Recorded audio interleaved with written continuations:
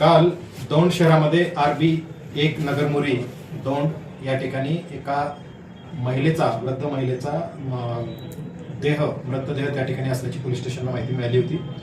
Police स्टेशनने त्या ठिकाणी जाऊन खात्री केली असता सदर महिलेचे वय अंदाजित 70 वर्ष वय होतं. तिचं नाव सुमन किसन शिंदे असं त्या महिलेचं नाव होतं आणि तिचा शिरच्छेद करून मर्डर करण्यात आलेला होता, खून करण्यात आलेला होता.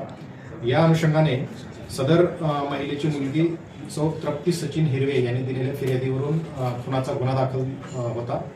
अज्ञात व्यक्तीने अज्ञात कारणासाठी सदरचा झालेला खून या शोधाकरिता यातील आरोपी शोधाकरिता पोलीस स्टेशन आणि स्थानिक गुन्हे शाखा यांनी 2 टीम नेमलेल्या होत्या.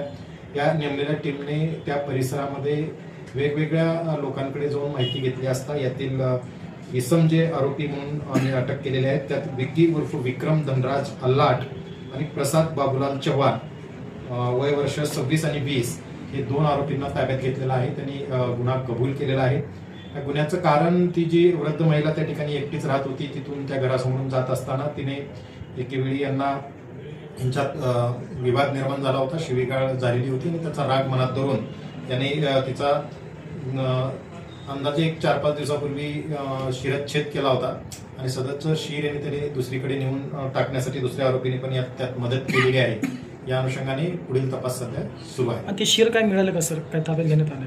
शिर ते अद्याप मिळालेलं नाही आहे, पण त्याने जिथं टाकलेलं आहे ते निवेदनद्वारे सांगितलेलं आहे पोलिसांना. त्याचा शोध घेणे सुरू आहे.